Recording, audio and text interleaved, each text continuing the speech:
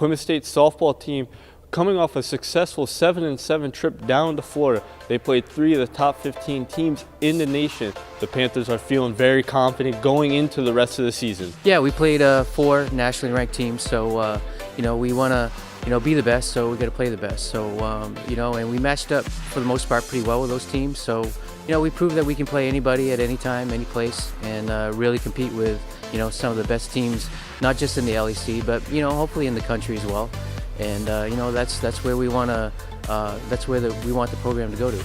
We learned we can hit the ball too. Some games we hit really well, others we didn't, and that's one thing we can focus on for the rest of the season forward, is to really hit.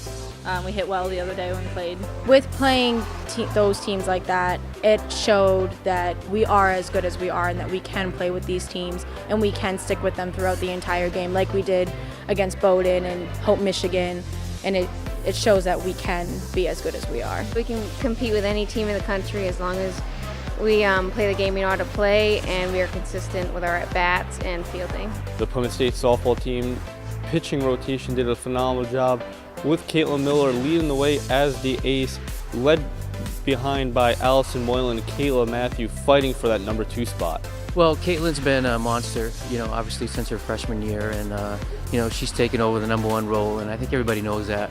And she's got a nasty, out pitch. Her curveball is pretty nasty, for a left-hander. So, and then after that, we got Kayla Matthew and Hannah and Allison are all vying for, to be the number 2 starter as well. And all 4 of them do a great job. It's not just one pitcher; it's the whole staff. So everybody pushes each other, and they all have great a team attitude towards the pitchers and all that stuff, and all of them support one another really, really well. So it's not just one individual; it has to be all 4 for us to be successful. 4 of the next 6 games are against LEC opponents for the Plymouth State Panthers.